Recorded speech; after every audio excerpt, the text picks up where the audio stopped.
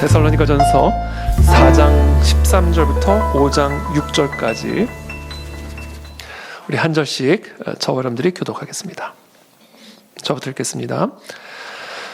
형제들아, 자는 자들에 관하여는 너희가 알지 못함을 우리가 원하지 아니하노니 이는 소망 없는 다른 이와 같이 슬퍼하지 않게 하려 함이라. 우리가 예수께서 죽으셨다가 다시 살아나심을 믿을진대 이와 같이 예수 안에서 자는 자들도 하나님이 그와 함께 데리고 오시리라. 우리가 주의 말씀으로 너희에게 이것을 말하노니 주께서 강림하실 때까지 우리 살아남아 있는 자도 자는 자보다 결코 앞서지 못하리라. 주께서 호령과 천사장의 소리와 하나님의 나팔 소리로 친히 하늘로부터 강림하시리니 그리스도 안에서 죽은 자들이 먼저 일어나고 그 후에 우리 살아남은 자들도 그들과 함께 구름 속으로 끌어올려 공중에서 주를 영접하게 하시리니 그리하여 우리가 항상 주와 함께 있으리라. 그러므로 이러한 말로 서로 위로하라. 형제들아, 때와 시기에 관하여는 너희에게 쓸 것이 없음은 주의 날이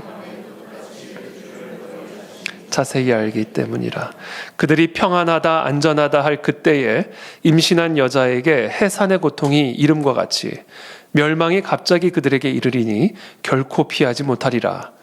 형제들아, 너희는 어둠에 있지 아니하매 그날이 도둑같이 너희에게 임하지 못하리니 너희는 다 빛의 아들이요 낮의 아들이라.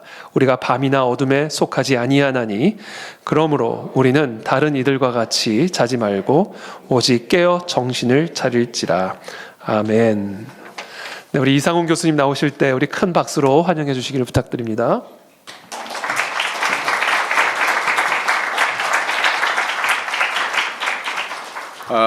감사합니다. 반갑습니다. 저는 사당에 우리 대학, 총신대학과 대학원이 있습니다. 그러나 이제 목회자 양성하는 신학대학원 3년 과정이고요. 용인 그 양지에 있습니다. 영동선 가시다 보면 용인 IC 딱 지나면 9km 지나면 양지 IC인데요. 거기서 내려가면 저희 학교가 가깝습니다. 늘 사당에 오긴 하지만 주로 이제 한간 틈에 강의 일부러 배정해가 오고요. 서울 들어오는 게 저는 겁납니다. 아직도. 하도 정체가 심해서. 그러나 오늘은 이제 저녁 기도에 이렇게 불러주셨기 때문에 오는데 무슨 8km를 50분 걸렸어요. 역시 서울 맛을 보게 해주셔서 너무 감사하고요. 아무튼 목사님도 전혀 피차 모를 텐데 이렇게 기회가 되어 불러주셔서 감사하고요. 또 이 늦은 밤에 모여서 말씀을 이런 주제의 말씀을 듣겠다고 하는 여러분도 좀 이상하고 실력이 있는 거겠죠. 이름부터가 그 안에 진리교회잖아요. 그 안에 진리교회. 아무튼 감사하고 귀한 교회에 함께 말씀으로 교제하게 되어 기쁘게 생각합니다. 저는 중학교 2학년 때 이 종말론에 빠졌었어요. 중학교 2학년 때 1981년도인데 친구를 이제 교회에 데리고 왔더니 이 친구가 기도원 성경, 당시는 우리는 40년 전에 누리는 게 별로 없었어요. 기도원 성경을 교회에서 줬는데 이 친구가 주중에 읽을 것도 없고 이러니까 또 인터넷도 없던 시대니까 이렇게 뒤적거리다가 계시록을 읽었나 봐요. 그리고는 이제 주중에 학교 갔더니 야, 교회 다시 안 갈래? 왜 안 가는데 했더니 야, 너희들 성경 그거 이상하더라. 용이 나오고 짐승이 막 나오대 이러더라고요. 요즘 세대들처럼 우리 아들이 만서른인데 아들 키울 때 함께 이제 보러 가곤 했죠. 반지의 제왕이나 나니아 연대기 이 정도 판타지 문학을 아는 세대면 요한계시록에 그다지 충격을 안 받을 텐데 당시 저희들은 삭막한 때라 특히 지방에 그것이 굉장히 충격적이었나 봐요. 근데 그러면 그냥 달래든지 그렇게 해야 되는데 그렇게 결국 교회는 안 왔고요. 그러면 중학생이 지나가야 되지 굳이 신경 쓸 게 있나요? 학교 공부도 바쁜데 고등학교 입시도 또 있고 한데 근데 그게 제 마음에, 어린 마음에 하나의 분노랄까요? 울분이랄까요? 그런 게 생겼어요. 그래서 중학교 2학년 끝나고 난 다음에 방학을 하면서 집도 그렇게 넉넉지 않은 시절이었는데 박윤선 박사의 계시록 주석을 알게 돼서 그 책을 사달라고 제가 했어요. 상당히 저희 집안에서는 지출이 좀 컸습니다. 당시로서는. 그래가지고 중학교 3학년 내내 저는 계시록 주석 연구를 했습니다. 고등학교 당시 저희들은 입시가 있었는데도 불구하고 시험을 쳐야 되는데 불구하고 그래서 이제 간신히 고등학교, 인문고등학교를 가긴 갔습니다. 이제 고등학교 가서 정신 차리고, 세계관이랄까요, 문화관이랄까요, 학문관이랄까요, 이런 쪽에 좀 각성이 되어서 열심히 그때부터 공부를 하곤 했는데, 그러다 보니까 지난 40년 동안 저는 이 종말론과 늘 함께 해왔습니다. 물론 이제 박사 논문은 또 목회 현장에 11년 반 담임 목회하는 동안 성령론에 대한 한국교회가 너무 혼탁하기 때문에 성령론 연구를 해서 특히 그 중에 조난 에드워즈 성령론으로 박사 논문을 썼고요. 그럼에도 학교 오니까 과목은 원래 저희들이 이제 맡기면 맡기는 대로 해야 되니까 이 신학교는 처음 온 사람은 항상 그렇잖아요. 근데 마침 종말론을 가르쳐라. 이렇게 해서 11년 반 전부터 가을 학기면 저는 늘 종말론을 가르치고 있습니다. 아마 이제 목사님 그 로마서 강의하신 거 보내주신 거 얼핏 제가 조진희 목사님 보내주어서 얼핏 보니까 여러분 교회가 추구하고 있는 종말론 또 혹은 성경관 여러 가지 면에서 제가 처음 왔지만 동질적인 것을 느끼고요. 참 같은 마음을 갖고 같은 방향을 향해 가고 있고 같은 원칙에 따라 성경과 신학을 보고 있다. 이 생각 때문에 상당히 마음 편하게 왔습니다. 그리고 와서 보니 또 이제 제가 네 개인가요? 강의 중에 첫 번째더라고요. 참 감사하게 생각하는 거는 중간이었으면 제가 죽을 쓰고 가면 이 말이 무슨 말인지 아실지 모르겠는데 강의를 잘 못하고 가면 상당히 여파가 있을 텐데 다행히 제 다음에 오시는 이성구 교수님이 우리 한국 그 개혁 신학에서는 대가시거든요. 제게도 큰 선배님이시죠. 늘 저를 잘 챙겨주시고 학교가 달라도 또 같은 방향에서 길을 늘 가다 보니까 가끔은 같은 교회 같은 강의를 같이 가는 경우가 있는데 이번에도 다행히 우리 이 교수님께서 두 강의를 하시기 때문에 그때의 모든 것이 보완될 것이라고 믿고 저는 제 하고 싶은 대로 그냥 되어지는 대로 강의를 하고 가겠습니다. 지난주부터 또 이제 잘 아프진 않는데 비실거려도 이 몸살 감기 때문에 상당히 펀치를 맞은 것처럼 오늘 또 내내 연구실에서 눈 감고 있다가 챙겨가지고 왔는데요. 그러나 이 시간 함께 찬양하는 중에도 또 힘을 얻었고요. 또 우리가 말씀을 함께 상고하는 중에 또 하나님께서 회복의 은혜를 피차 주시기를 바랍니다. 특별히 오늘 이런 주제의 강의를 들으려고 내가 5일 동안 고생하다가 교회에 왔나 이런 후회하는 마음이 드는 분들에게 하나님이 특별히 더 큰 은혜를 주시기를 바랍니다. 앞으로 아직 강의들이 있는데 끝까지 잘 참석해 보시면요. 사실 우리가 당장 마음에 몸에 와닿는 어떤 감흥이나 이런 것도 물론 감동과 은혜가 필요하지만 요즘같이 워낙 그 EQ의 시대이니까 하지만 사실은 IQ라고 해야 되나요? 이 지적인 렌즈를 분명하게 하는 것에서 오는 그 기쁨과 담대함과 또 확신이라는 것도 큰 사실 은혜예요. 오늘 그냥 이제 강의를 하면 아마 성도님들 어떠실지 몰라서 제가 몇 장 PPT를 보내드렸고요. 저는 이런 거 잘 못 만듭니다. 아픈 중에 마지못해 만들었습니다. 왜냐하면 제가 말로 계속 하다 보면 여러분이 따라올 수 있을까 그런 생각이 들었기 때문입니다. 이 PPT는 그냥 저쪽에 이쪽에 다 뜨네요. 한번 띄워보시겠습니까? 이름은 안 띄우셔도 되고요. 이 두 번째 장 한번 띄워보실래요? 예. 자, 저기 보세요. 세대주의 종말론. 이해와 비판을 같이 하자는 글이었잖아요. 세대주의의 기원은 19세기 중엽. 일단은 앞에 이제 일종의 프리뷰 기능으로 그냥 제가 몇 가지만 이야기하고 강의를 할 겁니다. 눈으로 좀 잘 이렇게 보셔야 이제 나중에 저런 줄거리들이 기억이 나야 따라오실 수 있을 것 같습니다. 19세기 중엽 존 넬슨 다비라고 하는 사람부터 시작이 되었어요. 그래서 다비즘이라고 하는 표현을 쓰기도 합니다. 그리고 이 세대주의란 말이 낯설어도 세대주의와 관련하여 일어난 다양한 종말론 현상들은 대체로 익숙하실 겁니다.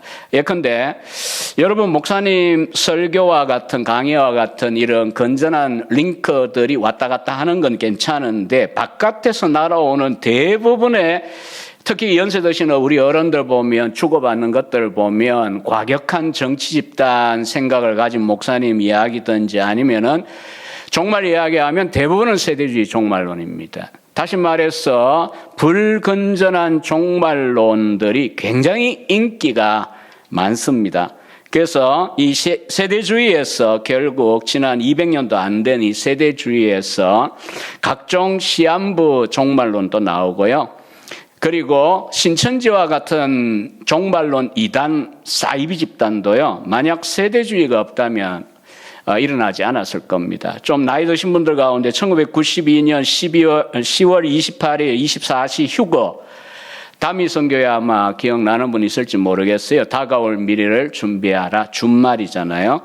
정말 이 나라 전체가 시끄러울 정도로 종교 병리 현상으로 사회가 처음 주목할 정도의 사건이었어요. 직장 치워버리고 학교 치워버리고 그냥 자기들 집단끼리 모여갖고 막 돈도 다 갖다 바쳐버리고 그냥 주님 오신다고 휴거된다고 그러고 있고 당일날 오죽하면 방송이 생방송이 나갔습니다. 진짜 휴거가 있는가. 그러나 사실은 뭐 안 오고 지나가 버렸잖아요. 그 이장님 씨는 국민 사기죄로 걸려가지고 감옥 생활도 하시고 뭐 하여튼 여러 가지 그런 과거에 사건이 있었고요. 오늘날 또 이제 이름을 들면 또 고소를 꼭 하려고 하기 때문에 이름은 들진 않겠습니다. 극단적인 방식의 선교 운동들. 그런 것들이 어떤 거냐면 백투 예루살렘 운동. 이거는 이제 우리나라만의 문제가 아니고 국제적인 운동이니까요. 근데 땅끝까지 이르러 복음을 전하라라고 할 때 복음이 그때부터 시작하면은 지도를 머릿속에 이제 연상해 보시면은 어떻게 진행되었습니까? 예루살렘에서부터 저 중동에 그다음에 이제 서쪽으로 이렇게 노마 동반부, 노마 서반부 또 북쪽으로 갔다가 그리고 이제 미국이라는 식민지가 시작되면서 북과 남미에 복음이 또 들어갔잖아요. 그리고 우리 또 서쪽으로 와서 19세기 말 위대한 선교의 세기라고 하는 19세기 말에 이제 미국의 선교사들은요 대부분 이제 대학 졸업하고 대학원 신대원 나오고 난 다음에 군 복무 없던 나라니까요 25 내지 26세 대부분이 그 20대 중반에 피 끓는 가슴 거기다가 이 한 세대가 다 지나가기 전에 그리스도의 복음을 온 세상에 전파하자라는 이런 어떤 긴박감을 가지고 수많은 선교사들이 우리 한국, 일본, 중국, 인도 등 쏟아져 들어왔던 게 19세기 말 20세기 초엽입니다. 이게 이제 복음이 이렇게 보면 서진운동이란 말이 틀린 말은 아니에요, 역사상.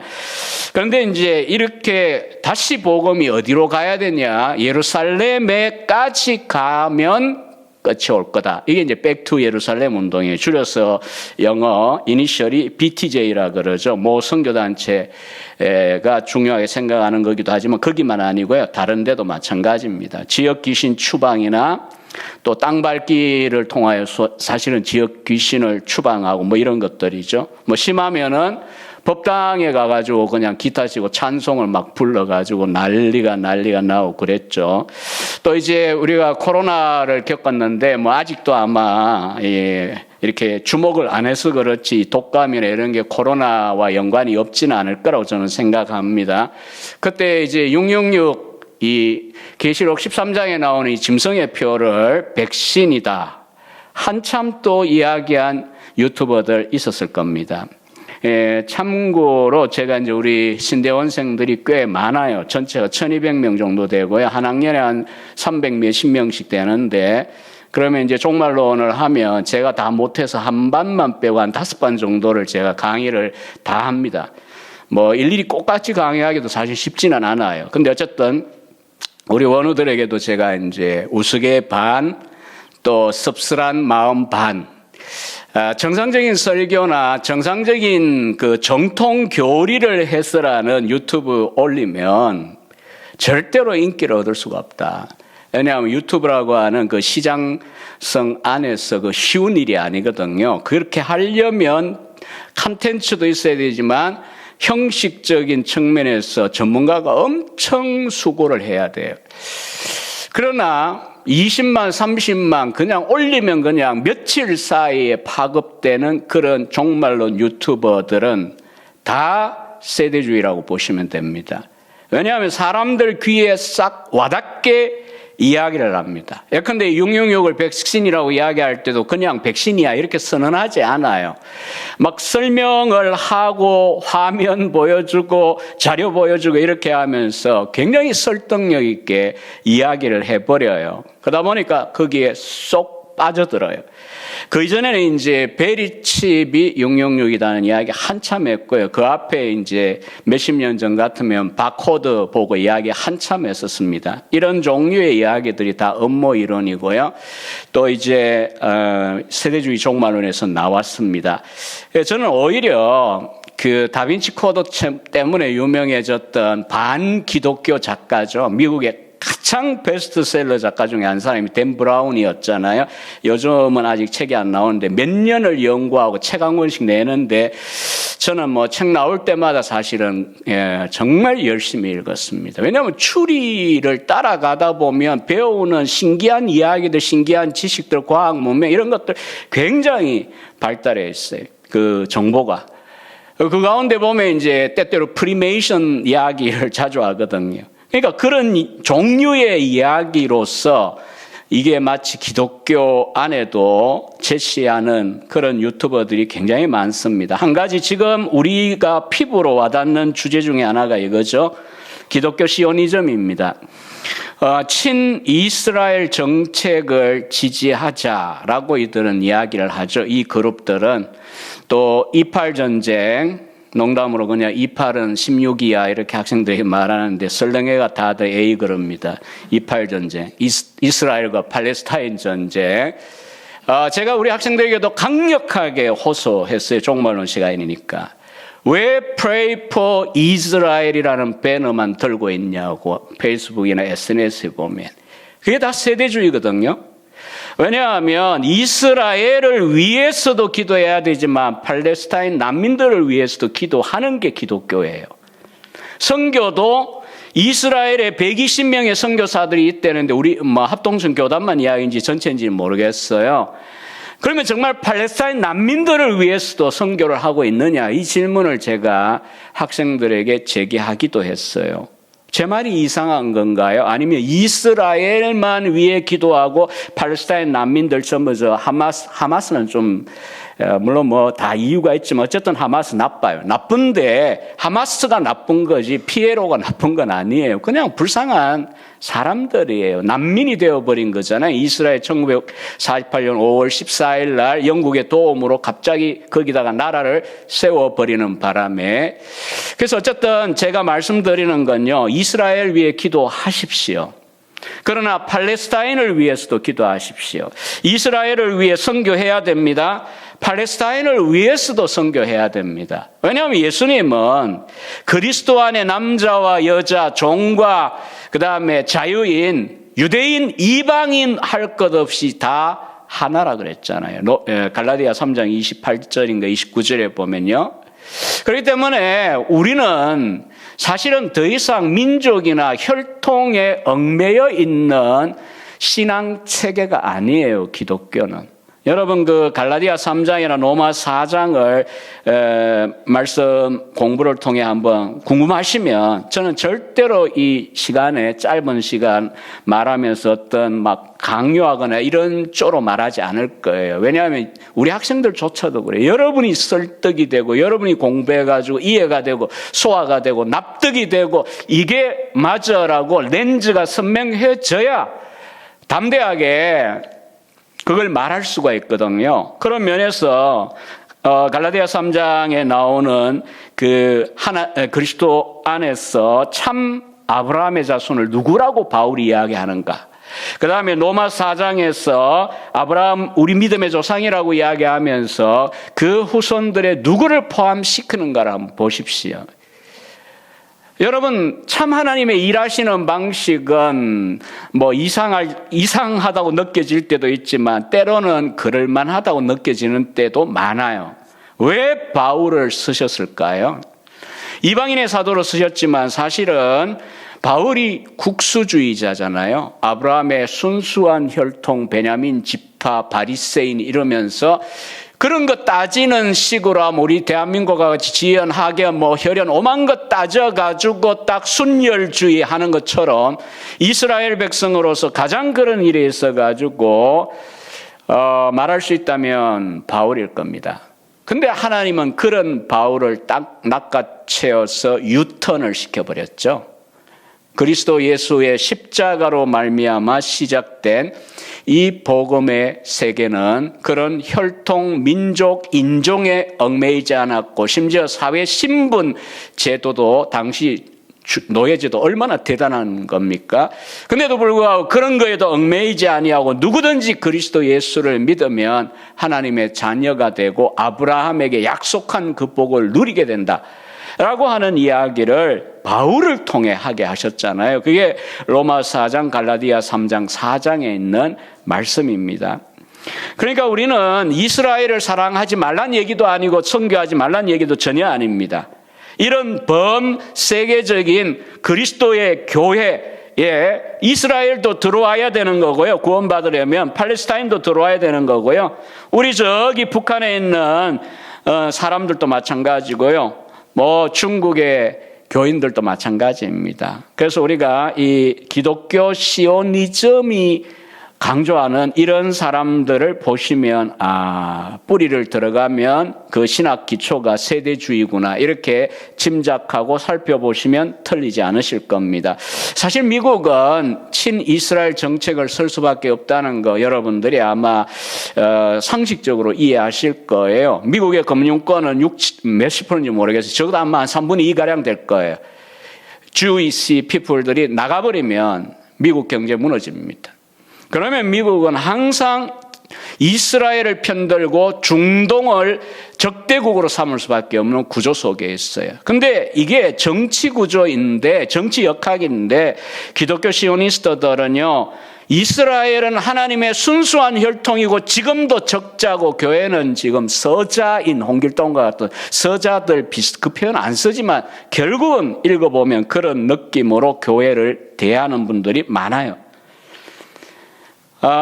그리고 알리아 운동이라는 것이 지난 19세기 말부터 20세기 들어 계속 추진되었어요. 이건 이제 팔레스타인의 조상들에게 주셨던 땅으로 우리가 돌아가야 된다라고 하는 이스라엘의 시오니즘 운동이었죠. 알리아는 올라간다라고 하는 히브리어 단어에서 온 단어고요. 그래서 이제 심지어 세대주의자들 가운데는요, 알리아 운동을 더 활성화하도록 도와줘야 된다. 우리 그리스도인들이. 이렇게까지 주장을 합니다.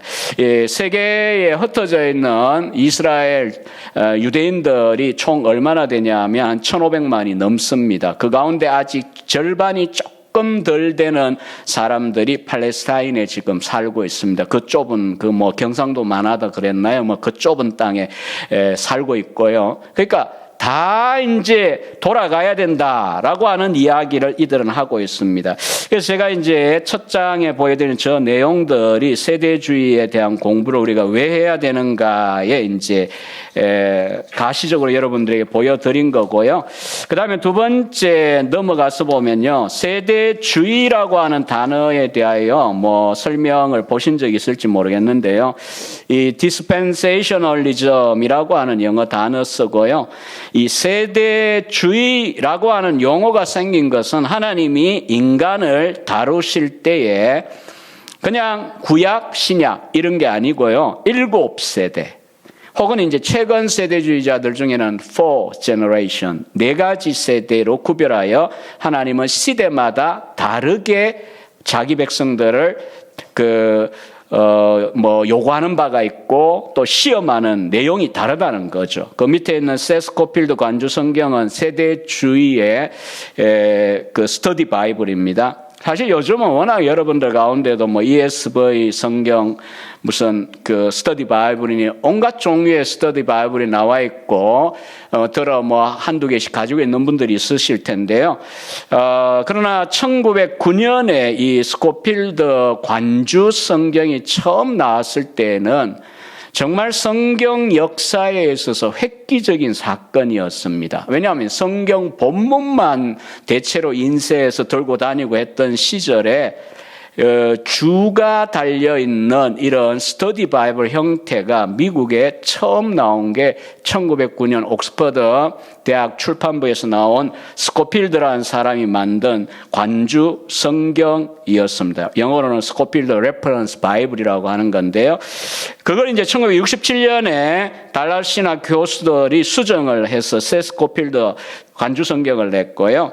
여기에 보면 세대나 혹은 시대라고 하는 말을 어떻게 이해해야 되느냐. 인간이 어떤 구체적인 하나님의 뜻의 계시에 대한 순종과 관련하여 검증받는 기간. 그래서 이 기간이 지금 이게 이제 약간 여러분들에게 정리가 될지 모르겠는데요. 일단 설명을 하면요. 세대주의는 3가지 역사적인 단계로 발전을 지난 한 80년, 크게 잡아 200년 동안 발전해 왔는데요. 그 가운데 이제 지금도 발전이라고 해도 학술 계통에서만 마지막 3번째 세대주의, 점진적 세대주의가 존재하고요. 우리 가까이 성결교회 대부분 다 세대주의 그 종말로 말하거든요. 혹은 앞서 이야기했던 그 유튜버들이나 또 선교단체들에서 말하는 세대주의 할 때 그 세대주의는 대체로 전통적인 세대주의의 내용을 다 가지고 있어요. 약간 이게 이제 설명이 쉽지 않은 부분이긴 한데 그렇고요. 그래서 저 장면에 나오는 저 사람이 누구냐 하면 세대주의의 시조라고 하는 아일랜드 사람입니다. 원래 아일랜드 사람 존 넬선 다비라고 하는 사람의 얼굴이고요. 그 다음에 7세대로 나누어서 하나님은 자기 백성들을 검증 혹은 시험했다. 이렇게 이야기할 때에 7세대를 한번 눈으로 한번 보시겠어요? 같이 한번 읽어볼까요? 1번 뭐라고요? 무죄시대. 이너선스, 창조부터 인류 타락까지. 2번째, 양심시대, conscience, 타락 시기부터 노아 때까지. 이때는 법이 없잖아요. 성문법이. 그 다음에 3번째가 인간 통치시대죠. 노아부터 아브라함 때까지. 그 다음 4번째가 언약 시대입니다. 아브라함부터 모세까지. 5번째, 6번째, 7번째가 중요하겠죠. 5번째는 율법을 주시고 율법에 의하여 통치하시던 시대. 구약으로 하면 한 1500년 정도 되죠. 모세부터 그리스도까지. 그 다음에 이제 은혜 시대가 교회 시대다. 이들은 말합니다. 그러니까 예수님의 초림부터 7년 환란 전까지 이게 이제 은혜의 시대고요.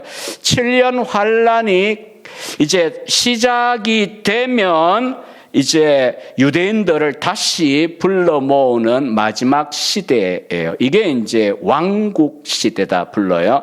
그러면 예수님이 지상에 재림하셔서 천년왕국을 또 성취하시고 이런 식으로 성경의 역사를 하나님이 일하시는 역사를 7가지 시대로 나누어요.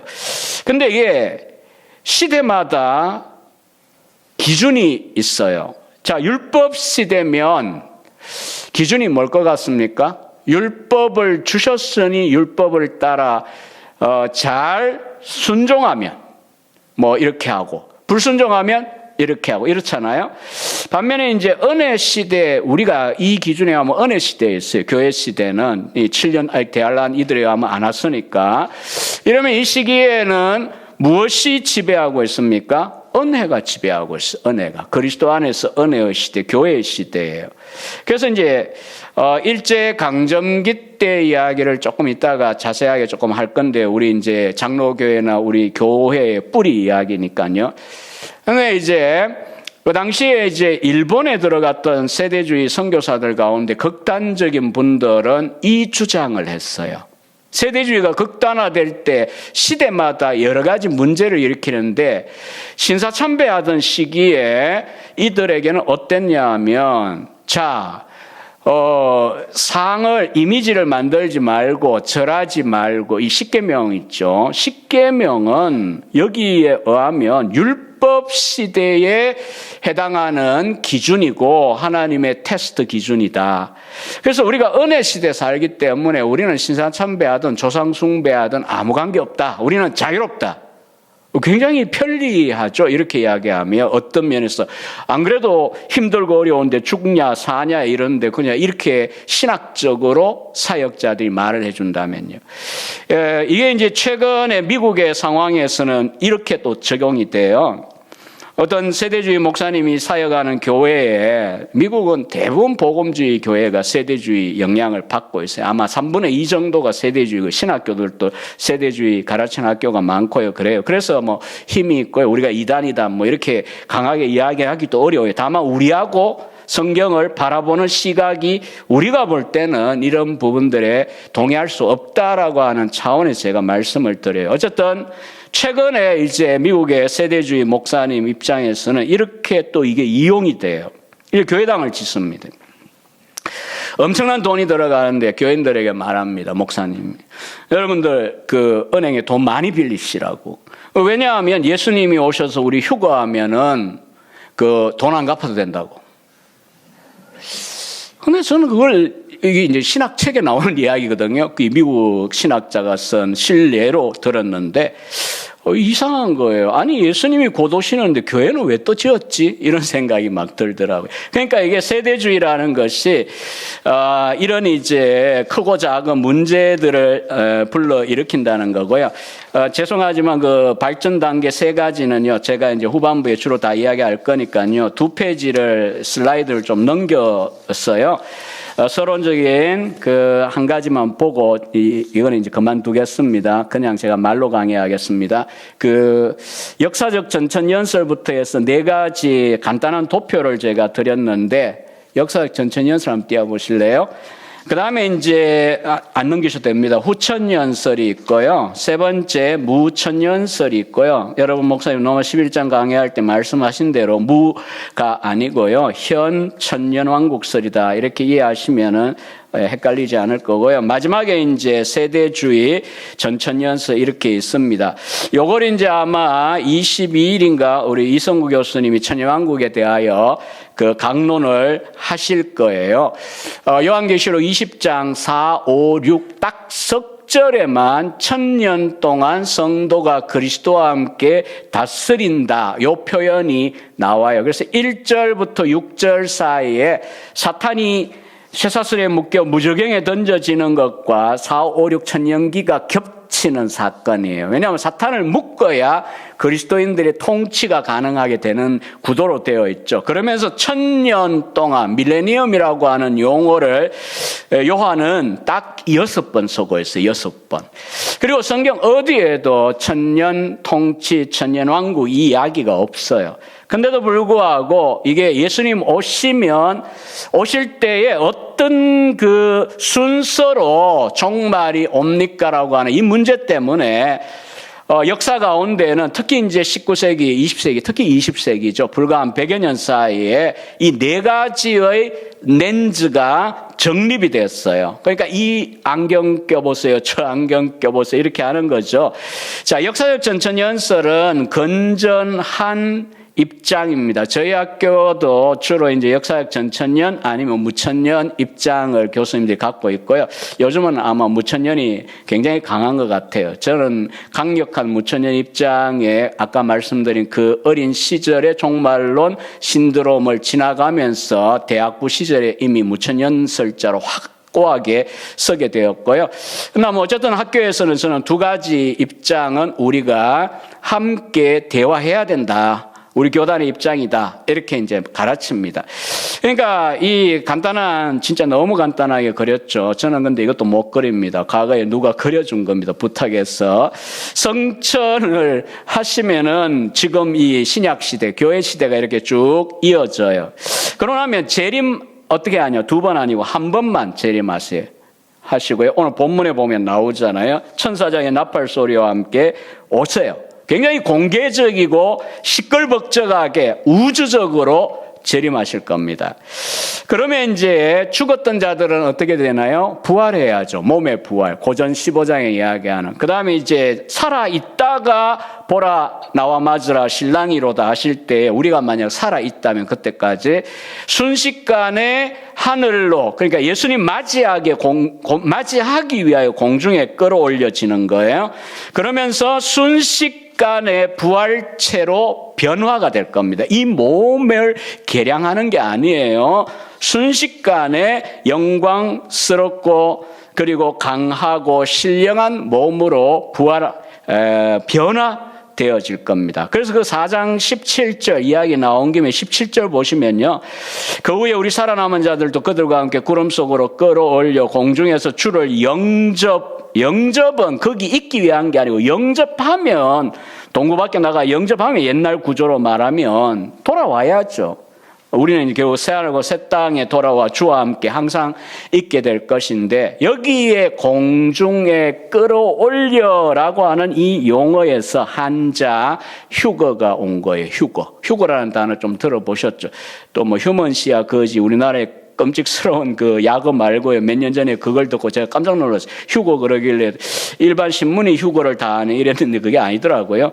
어쨌든 공중에 끌어올려지는 이 사건이 휴거고요. 그럼 우리는 휴거를 믿느냐? 믿죠.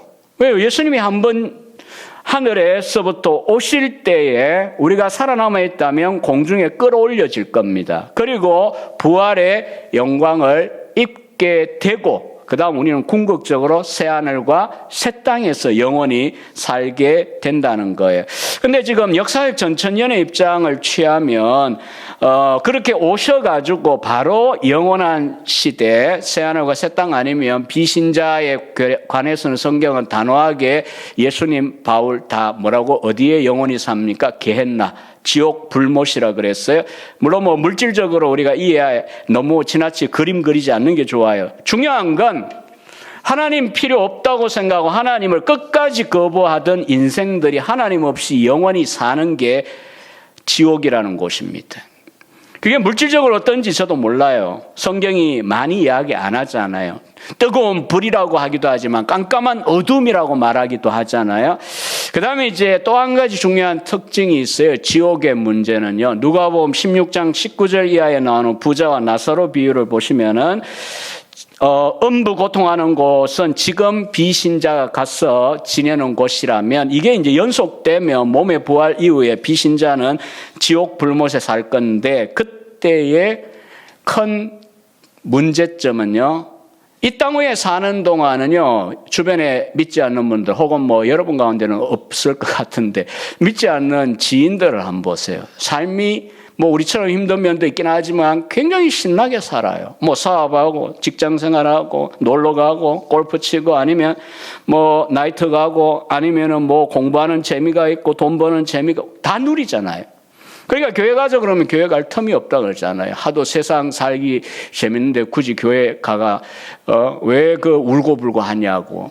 그런데 이제 지금은 기회를 주신 것뿐이에요. 하나님께서 인생에. 그게 일반 은혜라고 개혁주의는 딱 우리에게 타락한 인간을 이해하는 렌즈 2개를 딱 성경에 보면 주셨어요. 이 두 안경 알을 껴야 믿지 않는 신자들을 여러분들이 정확하게 이해할 수 있습니다. 하나는 전적 타락이에요. 전적 타락. 로마서가 말한 대로 여러분들 이제 긴 시간 동안 목사님께 공부하셨잖아요. 결론에 이르렀다고 말씀하셨는데 로마서 굉장히 중요합니다. 1장 18절부터 3장 20절까지 온 세상을 죄 아래 가둬버립니다. 그래서 아무도 변명할 수 없게 만듭니다. 스스로 구원받을 자 없음. 그런데 이제 또 한편으로는 그런 인간이 왜 여러 가지 예수를 하고 학문을 누리고 그 다음에 미덕을 갖고 있는가, 비신자들이. 때로는요, 우리 신자들보다 더 사회에 이로운 일들 많이 하잖아요. 개인적으로 저는 뭐 이순신 장군이나 정조 임금 이런 분들 생각하면 참 마음이 아파요. 왜 복음이 그런 분들에게 안 전해지고 임진왜란 때 그냥 그 칼 들고 쳐들어온 그 장군 중에 하나는 그냥 십자가 군기를 들고 왔잖아요. 물론 이제 로마교회 신앙인이지만 참 이해하기 어려운 면들을 갖고 있어요. 나라를 구한 이런 분들에게 왜 하나님께서는 복음의 기회를 안 주셨는가 이런 마음이 들긴 하지만 어쨌든 그 비신자 가운데 있는 그 아름다운 미덕들과 그리고 아름다운 성취들을 바라볼 시각은 그럼 어디에 있을까요? 나머지 두 번째 렌즈가 일반 은혜입니다. 영어로 common grace라 그러죠. 일반 은혜. 그래서 그렇게 전적으로 타락했지만 선을 행할 수 있는 이유가 무엇입니까? 혹은 복된 인생이라고 말하는 어느 정도의 인생을 사는 이유가 뭡니까? 라고 물으면은 일반 은혜를 주셨기 때문입니다. 그러나 그건 구원에 이르게 하는 은혜는 아니에요. Saving grace, special grace. 구원에 이르게 하는 특별한 은혜하고는 구별되어집니다.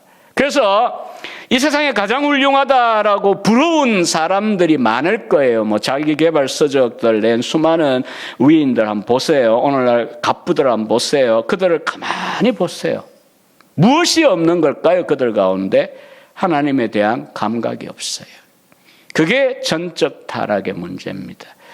그렇게 세상을 정복하고 세상의 위인이 되지만 문제는 그 모든 것의 근원이신 하나님에 대한 인식이 없어요. 하나님을 기억해야 된다는 것도 없고 하나님 신경이 안 쓰입니다. 물론 신을 말하고 조물주를 말하고 영어로는 뭐 오 마이 갓 하고 살겠지만은 그게 없어요. 그걸 보면 일반 은혜의 장점과 한계를 알 수 있죠.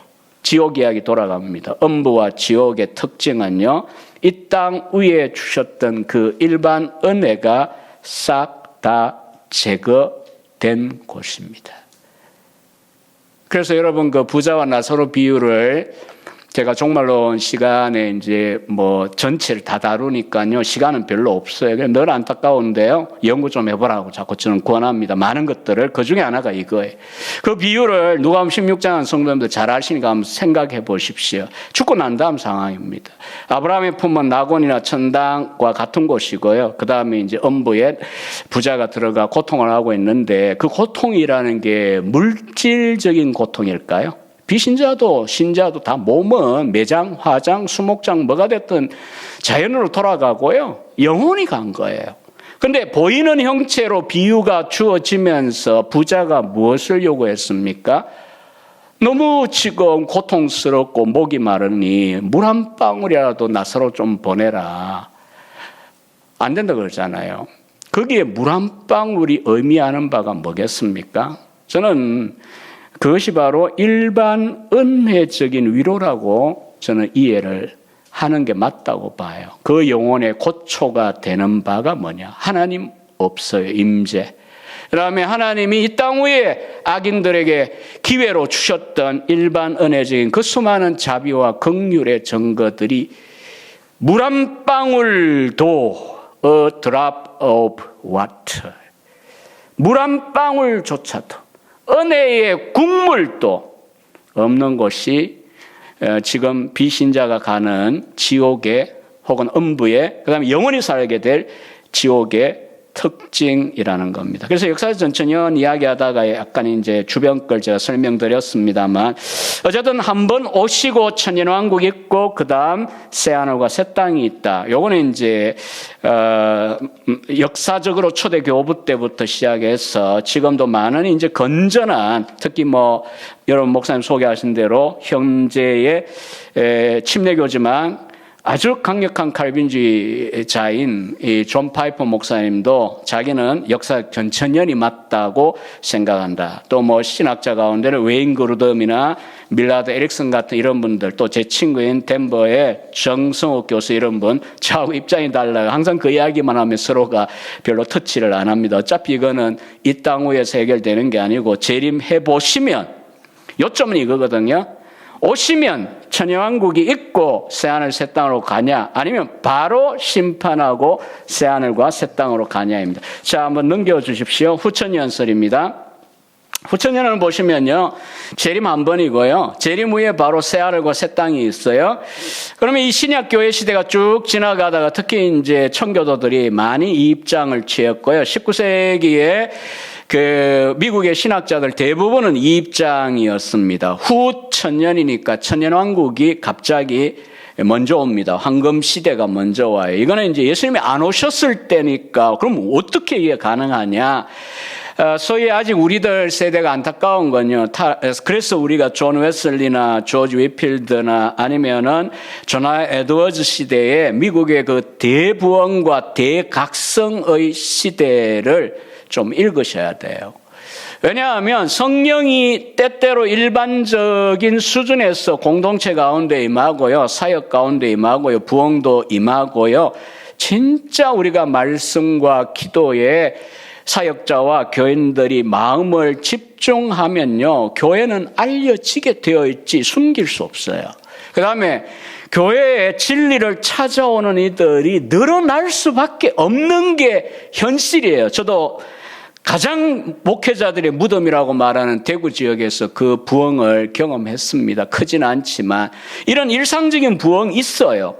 근데 이 천년왕국이 올 정도면 전 세계가 성령의 강한, 온 세상이 정말 성령의 강한 임재를 경험하는 거고요. 악이 제어당하고, 그게 이제 마귀를 결박한다에 이해를 하는 거죠. 그러고 난 다음에 이제 예수님이 재림을 하신다. 상당히 좀 낙관적이죠.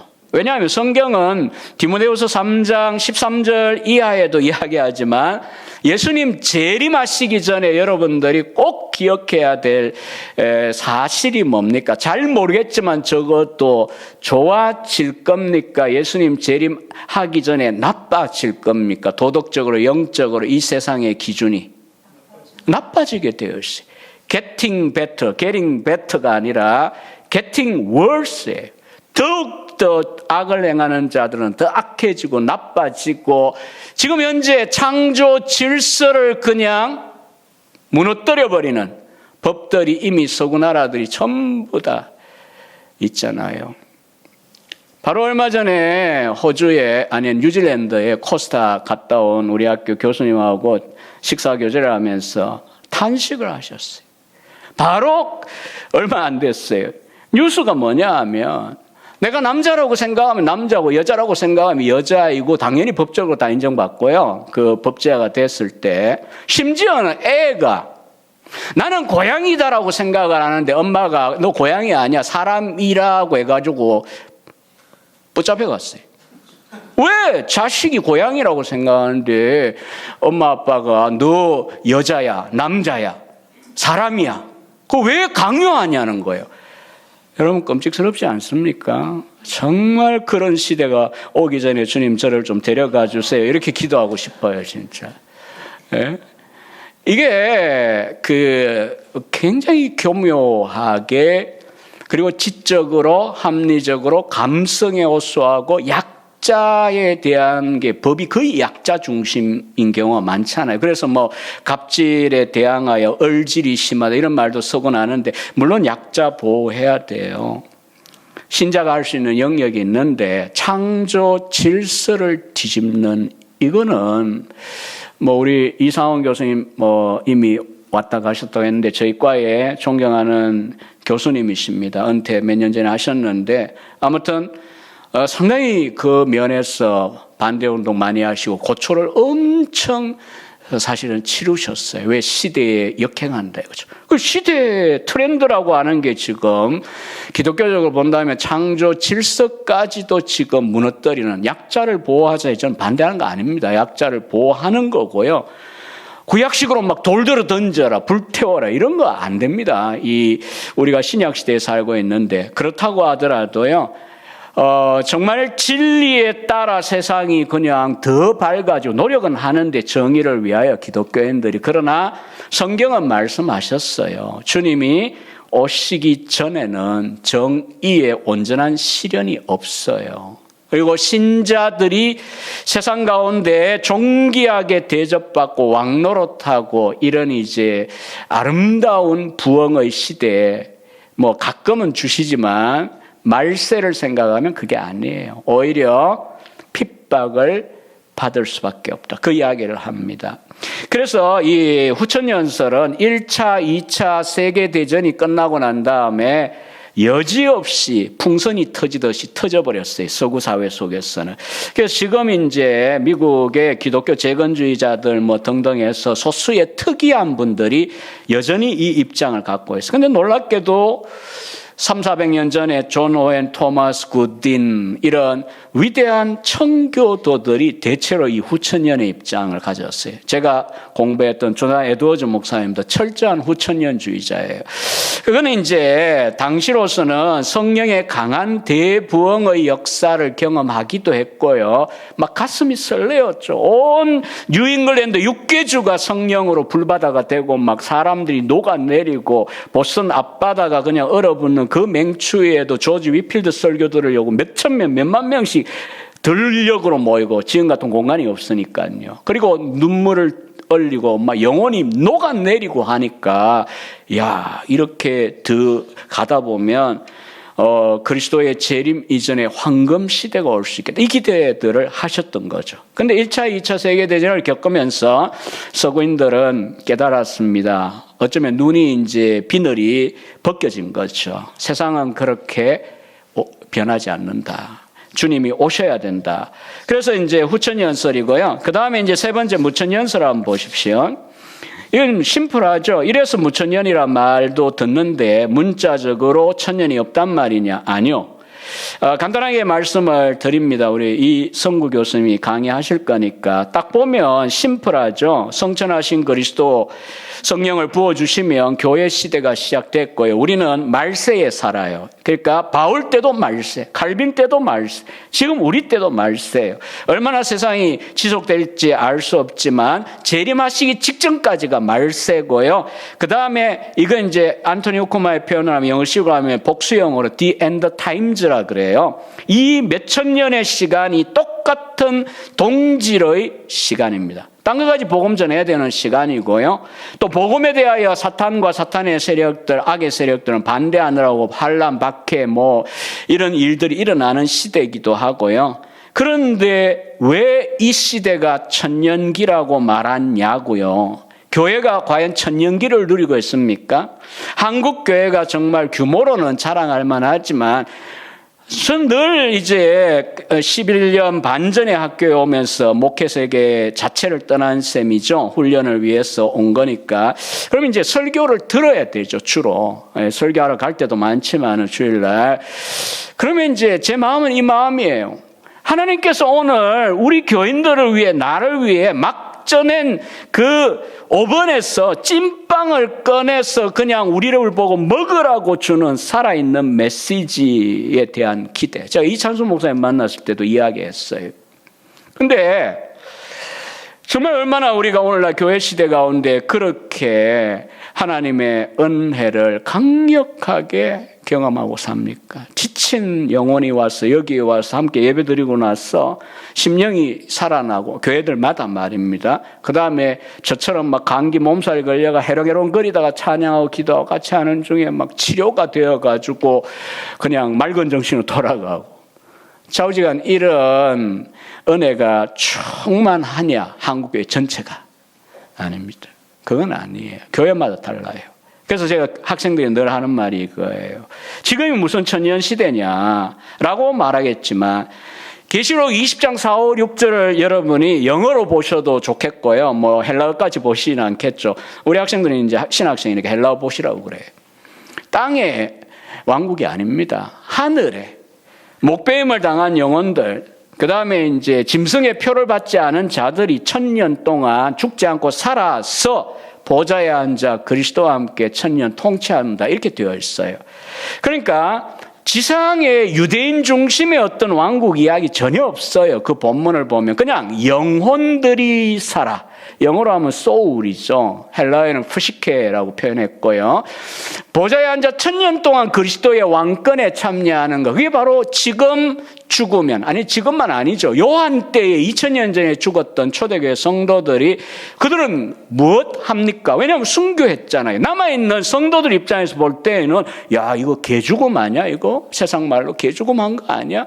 완전히 희생, 어리석은 낭비 아니냐? 왜 예수 믿는다고 그 말 한마디 마음에 없는 말 하면 되는데 안 믿는다고 왜 저렇게 죽어? 이렇게 사람들은 헷갈릴 수도 있잖아요. 죽음의 문제가 임하면.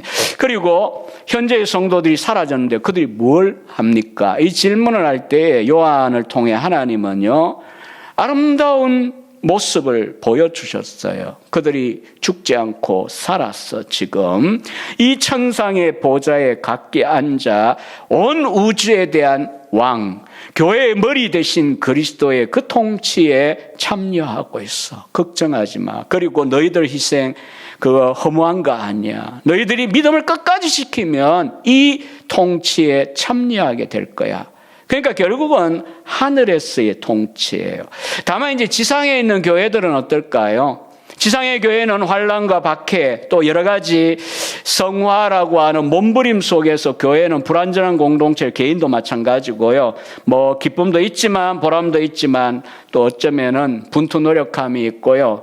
피눈물이 있겠죠. 이 땅 위의 교회에는. 그러나 때에 따라 교회에 따라 사역자에 따라 바로 여기 이미 임한 하나님의 나라, 그리스도의 통치, 이건 익숙하실 텐데요. 하나님 나라와 천국은 같은 말이에요. 신약에.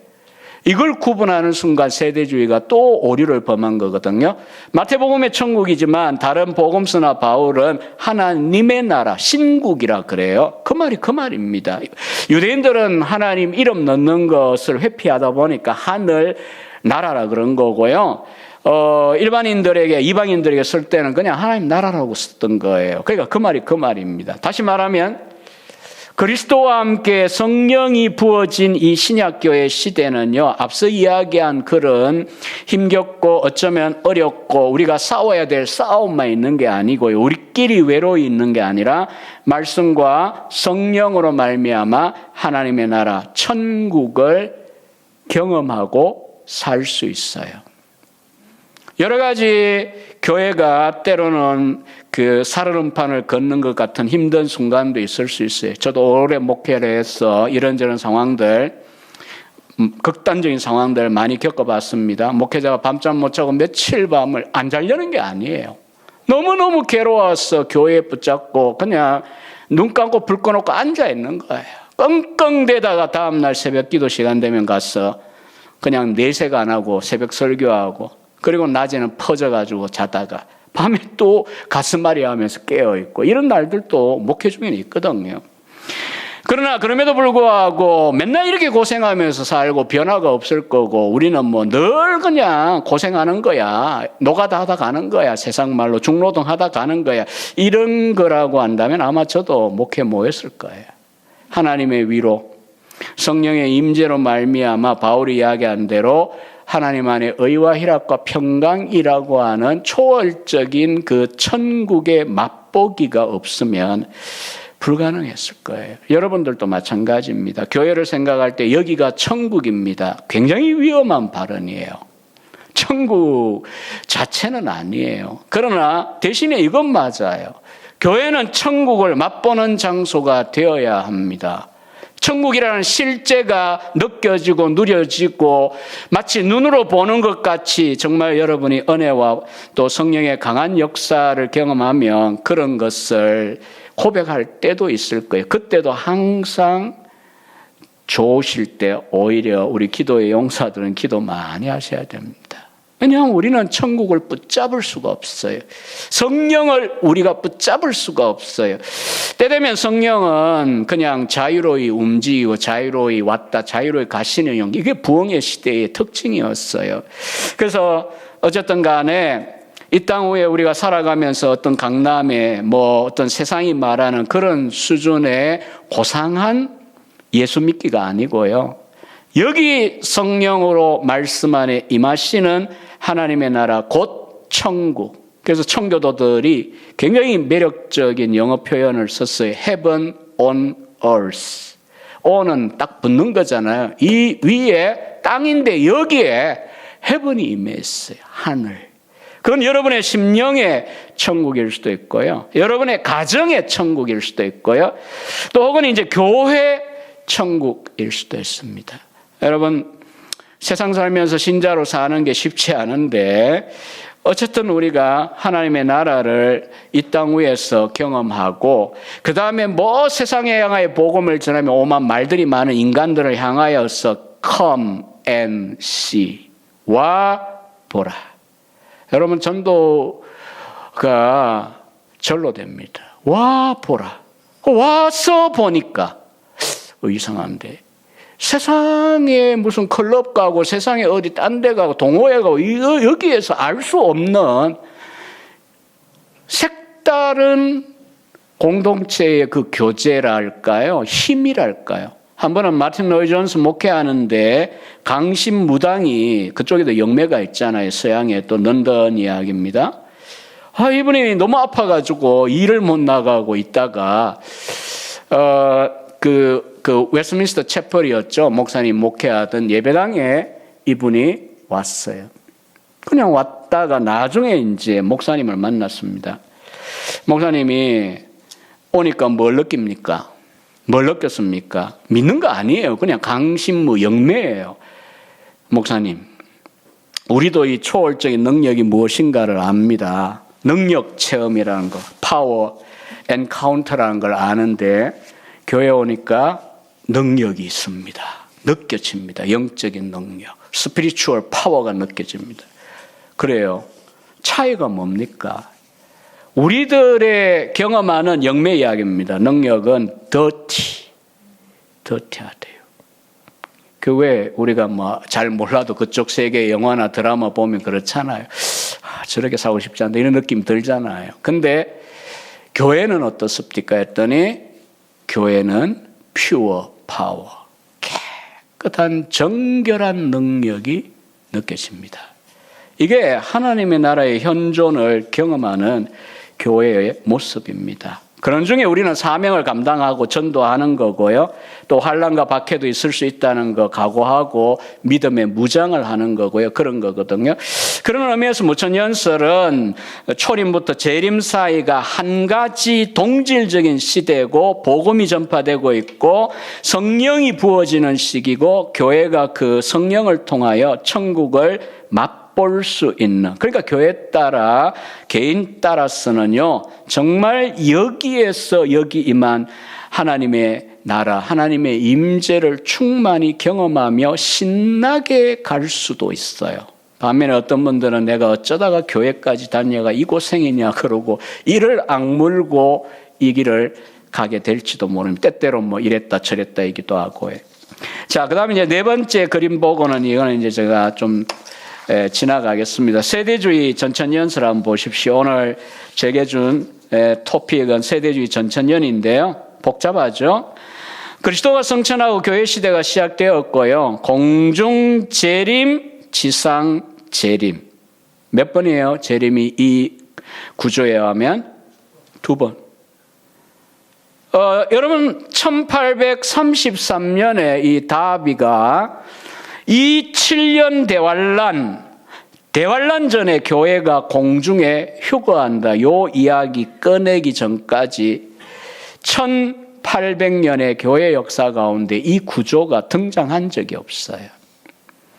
새딱하고 새로우면 무조건 좋은 게 아닙니다. 성경에 없기 때문에 위대한 종교개혁자들도 신학자들도 이렇게까지 말하진 않았어요. 두 번 재림입니다. 공중재림은 무엇일까요? 교회 시대가 딱 지금 진행되잖아요. 임박해요. 어느 시점이든 예수님이 오실 겁니다.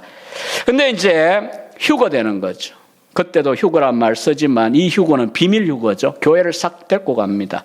공중에.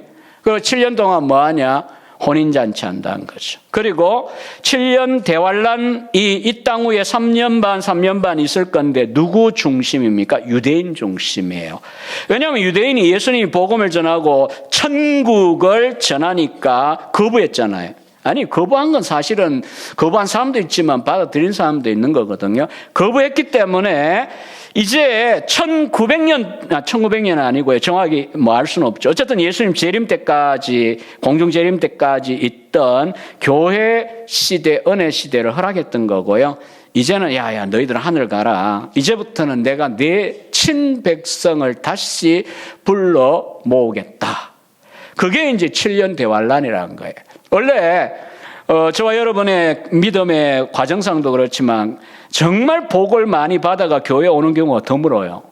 대체로는 환란을 당해가지고 교회를 온 분들이 많아요. 뭐 아프든지 무슨 어디 실패해가지고 너무너무 영적으로 힘들어가 오든지 전도받아가지고 유대인들 돌아오게 하는 방식도 마찬가지라는 거죠. 대환란을 통하여서 유대인들이 더 이상 그리스도를 배척하지 못하고 믿고 돌아오게 만든다. 그게 7년 대환란의 필요성입니다. 그러고 나면 이제 7년 뒤에 휴거했던 성도들을 데리고 그리스도가 짠하고 지상에 보이게 온다. 이게 두 번째 지상 재림입니다. 천년왕국이 유대인 중심으로 저기 팔레스타인 예루살렘의 다윗의 보좌를 세우고 시작될 것입니다.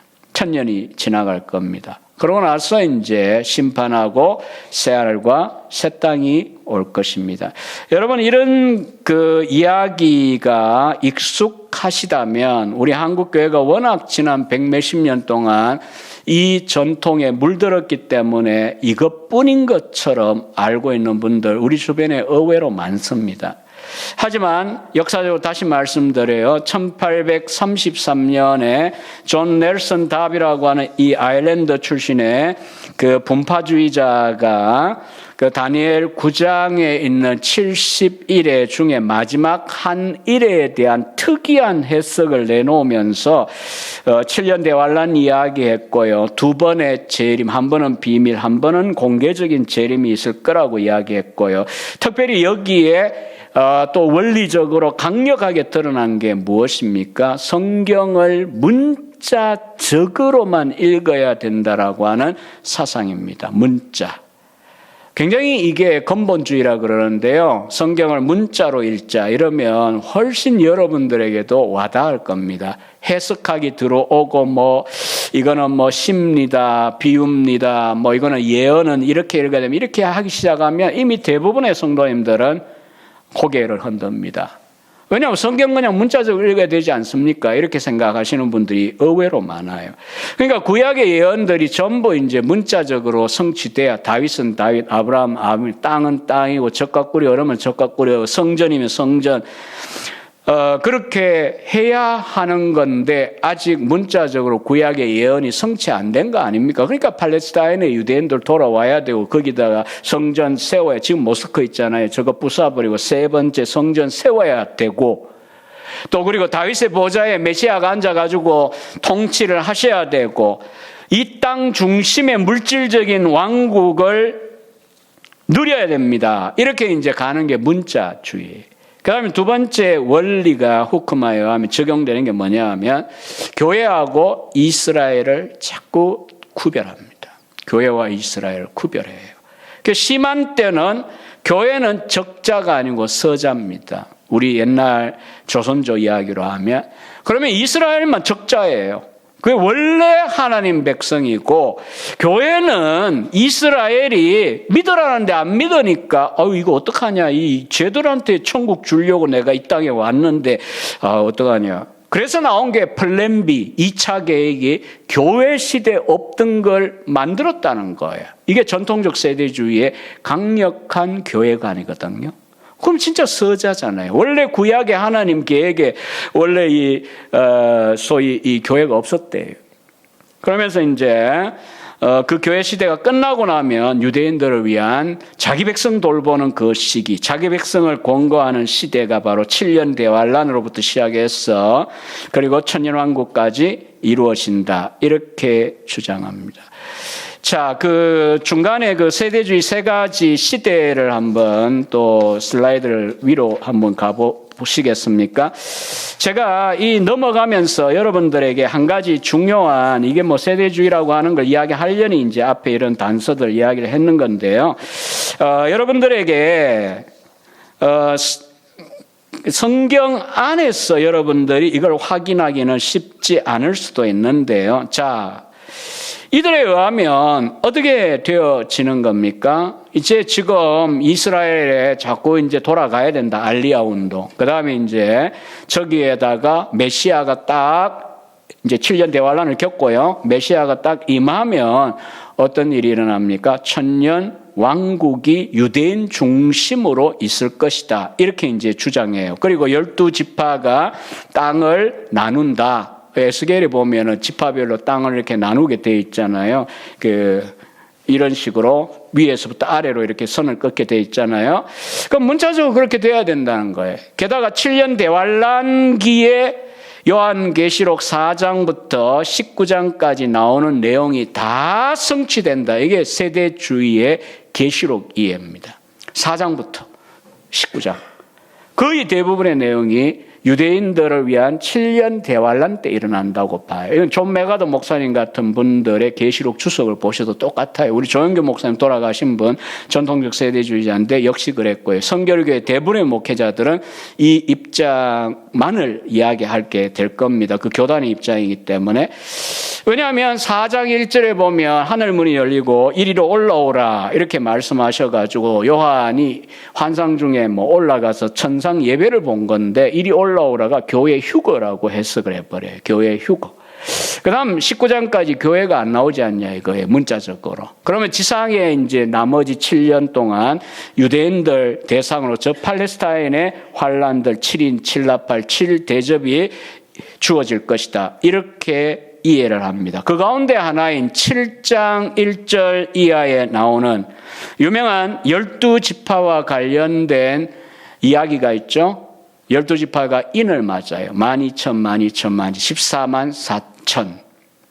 꼭 주변에 이런 이단들 있죠. 14만 4천 수가 거의 다 채워졌는데 너를 위하여 한 자리 내가 맡아놨다. 사탄아 물러가라 그러고 도망을 가야 됩니다. 예, 사탕이나 먹어라 이러고는 도망가야 됩니다. 그 이단들이 꼭 그렇게 유혹을 해요. 아닙니다. 예, 요한계시록에 나오는 숫자는 다 상징, 심볼리즘의 책이기 때문에 상징성이 다 있어요.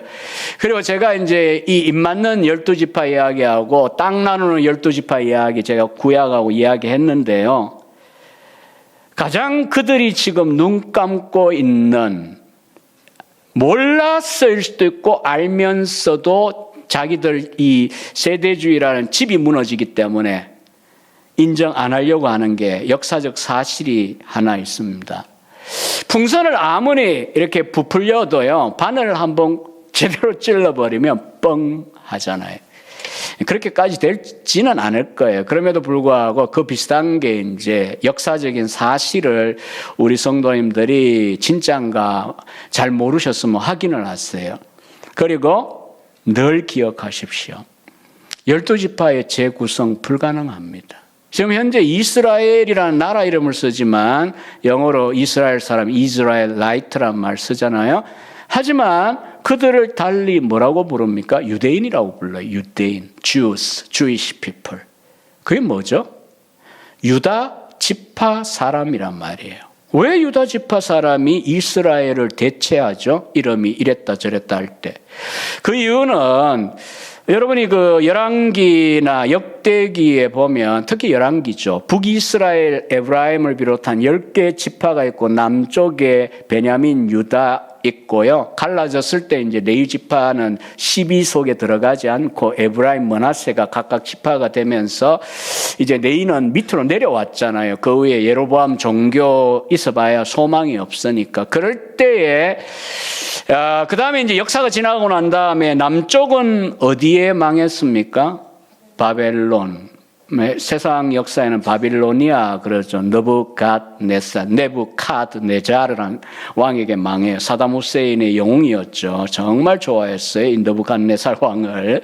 근데 어쨌든 느부갓네살은 다니엘서에 나오지만 포악하지만 그래도 이건 안 했어요. 북이스라엘이 주전 722년에 아시리아에 망해요. 우리말은 아수르라 그러는데 세상 역사 아시리아라 그러잖아요. 아시리아에 망했을 때 이 아시리아 사람들은 바빌로니안들보다 훨씬 더 잔인했어요. 해골들 쌓아놓고 그걸 갖다가 탑처럼 여겼고요. 그리고 이 자기들이 짓밟아 정복한 나라들을 전부 혼혈 정책을 시행했어요. 그래서 여러분이 예수님 당시에 유다, 사마리아, 갈릴리 지나갈 때 중간에 있는 사마리아에서 안 통과하려고 했던 이유가 뭡니까? 이방인들하고 섞인 사람들이에요. 인간 취급 안 한 거죠. 그게 몇 지파라고요? 10개 지파입니다. 그러니까 그런 지파에 정체성이 없어요. 역사적으로. 그러면 이제 지금 이제 해봐야 유대 지파일 거고요. 바울처럼 베냐민 지파가 있을 거고요. 구태여 찾는다면 과연 2000년이 지난 지금 시점에 그게 가능한지 저는 잘 모르겠습니다만 아무리 남아있다 해도 레위 지파일 거고요.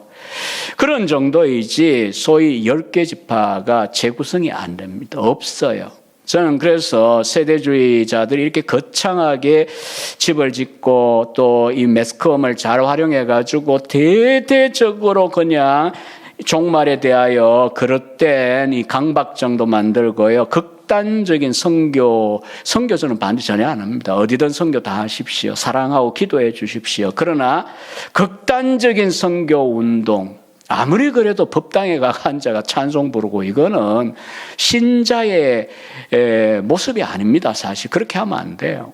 그러니까 그런 극단적인 선교 운동이 가능하게 하는 것이 예수님이 지금이라도 임하시는 건데 우리가 가장 이제 임하시게 하려고 하면 성경이 말하는 그 방법은 딱 한 가지뿐이거든요. 땅 끝까지 이르러 복음 전하라예요. 그러니까 모든 신자들이 이 땅 위에 하나님의 그 나라 깃발을 들고 각각의 정치, 문화, 예술 분야에 가서 여러분 윌버포스 크리스천 아카데미 하는 거 역시 저는 제가 좋아하는 그래서 화란 유학을 갔었는데 아브라함 카이퍼와 같은 신칼빈주의자들의 정신이거든요. 온 세계의 주권자가 되신 그리스도가 다스리시는 곳에서 이게 내게 아니라고 말씀하시는 땅이 어디에 있습니까? 우리 대한민국은 엄청나게 교회는 많은데 세속화되어 있잖아요. 세상은요. 왜냐하면 정치, 경제, 문화, 예술 전부 다 오랜 시간 포기해버렸잖아요. 교회가요. 신자들이 거기에 기독교적인 소금과 빛의 역할을 안 하기 때문이잖아요. 여러분 세대주의적으로 접근하면 이게 안 됩니다. 아니 예수님이 지금 곧 올판인데 왜 그런 데 신경을 썼냐 이거죠. 세상 어차피 악하고 불타 없어질 세상, 진짜 불타 없어진다고 생각하잖아요. 세대주의의 특징 중에 하나가. 그러나 신약에 의하면 우리들이 복음을 전해야 한다가 선교 지향적인 교회가 돼야 되는 게 맞는데요. 선교만 하라고 말씀하시진 않아요. 청지기적인 사역을 하라고 이야기하시죠. 항상 종말론의 결론은요. 저는 항상 이 5장 읽은 대로요. 도둑같이 오시기 때문에 깨어 있어야 되는 건 맞아요. Always watchful. 항상 깨어 있어야 돼. 그러면 그냥 어떤 강박정에 그냥 아니면 종교적인 일들만 하고 깨어 있는 거냐? 전혀 아니죠. 그거는 청지기로서 우리에게 주신 소명이 뭡니까? 특히 우리 젊은 세대들은 이제 대학 거치면서 발견해야 되죠. 하나님이 나를 통해 하시고자 하는 하나님 나라의 일이 무엇이냐. 저는 신학 교수고 신학교 잘 안 와서 요즘 올해는 저희들이 미달을 면했습니다만은 어쨌든 많이 오라고 이야기를 늘 하고 싶지만은 교수 입장에서는 그러나 저는 늘 이 관점 때문에 그렇게 강조는 안 합니다. 하나님이 여러분을 어디에 부르셨습니까? 교육계입니까? 요즘 같으면 인터넷 안에 가서 유튜브 영상 콘텐츠만 이런 것도 얼마나 중요한 킹즈 워크, 왕의 일입니까? 그러나 세대주의에 의하면 이게 불가능해요. 왜냐하면 온통 선교, 전도, 그러니까 직장생활 하찮게 하고 그게 남의 돈 빌려가 안 갚아도 된다고 그런 헛소리하는 목사도 생기기 마련인 거고요. 윤리도 참 약화될 수밖에 없고요. 직장도 때 되면 그냥 그만둬 버리고 가족도 버리고요. 여러분 아마 예수님 때문에 순교하는 것도 정상이라고 하지만 가족이 지금 애태워가 죽든지 말든지 그냥 신천지 안 떠나는 저런 식의 집단화 되는 게 기독교적이라고 할 수가 없죠. 이제 1시간 반 정도 이제 말씀하셨기 때문에 제가 그 다음에 이 역사적인 이야기 몇 가지만 정리하고 마치겠습니다. 아마 여러분들에게 세대주의가 그러면 무조건 뭐 이단이냐 그런 이야기 하는 건 아닙니다. 왜냐하면 그것도 성경을 믿어요. 그리고 미국에 가면 아까 말씀드린 대로 복음주의 학교나 복음주의 교회들이 대체로 세대주의예요. 존 메가드 목사님 얼마나 존경스러운 목사님입니까? 그럼에도 불구하고 이 점은 우리가 따라갈 수 없다 이 말입니다. 즉 그리스도의 재림에 대한 그리고 그 재림을 대비하는 신자의 삶의 자세에 있어서는 우리가 동의가 안 된다는 이야기죠. 그래서 앞에 슬라이드 2장을 중심으로 해서 제가 잠시 설명을 드리고 마치도록 하겠습니다. 사실은 이게 제가 준비한 원고의 많은 분량인데 그러나 간단하게 제가 말씀을 드릴게요. 세대주의하면 여러 가지 여기저기 이야기가 복잡하실 수도 있는데 나중에 뭐 영상을 다시 한번 시간 내가 한번 보시든지 찬찬히 한번 음미해 보시면 좋을 것 같고요. 고전적 세대주의와 수정된 세대주의와 점진적 세대주의 이렇게 이제 2장에 제가 요약을 했습니다. 역사적으로 보면 세대주의는 예수님 때 있은 것도 아니고요. 교부 시대에 있던 것도 아니고 종교역 때 있던 것도 아니고요. 칼빈도 몰랐던 이야기고요. 뭐 여러분이 아는 청교도 누구도 알지 못했던 이야기입니다. 그럼 이게 언제 등장했다고요? 1833년 존 넬슨 다비가 플리머스 형제단 3차 사경회에서 다니엘 9장을 70일의 마지막 한 일에 7일이죠. 7일을 3.5, 3.5 이렇게 나누는 해석을 하면서 환란 전에 교회는 휴거하고 그리고 이제 요 7년 동안 유대인들을 위한 돌아오라는 환란의 시기가 될 것이고 그 중간에 적 그리스도가 등장하고 이런 식의 해석을 했고요. 다비는 이스라엘과 교회를 양분해 가지고 신약인데도 불구하고 두 백성 이론을 제시합니다. 아니 이스라엘과 교회라는 말 쓰는 게 틀린 건 아니에요. 그렇지만 로마 11장에 보면 바울조차 한 감람나무잖아요. One olive tree잖아요. 저는 영어 발음이 별로 시원치 않습니다. 어쨌든 한 감람나무잖아요. 접붙임 바 되려면 이방인만 아니라 유대인도 돌아와야 돼요. 그리스도에게 접붙임 바 될 한 나무 한 백성이에요. One people이에요. 근데 이스라엘과 교회를 별개로 두 백성을 만들어버리는 것은 신약 시대의 사실은 반칙입니다. 그리고 재림도 두 번이라고 다비가 가르치기 시작한 거예요. 환란 전에 성도들을 위하여 와서 우리를 휴거시키는 거하고 환란 끝나고 난 다음에 성도들과 함께 하늘에서부터 다시 내려오셔가지고 이스라엘을 위한 천연왕국 하는 거 이렇게 양분해버려요. 이러다가 1862년부터 1877년 사이에 남북전쟁 혹시 기억나십니까? 11월 기간 1800 아마 61부터 65인가요? 그 무렵이에요. 근데 이 다비는 남북 전쟁 때부터 전쟁 안 하는 부분에 먼저 오기도 했어요. 그리고 7번을 영국 땅에서 미국에 와요. 그리고 순회 집회를 합니다.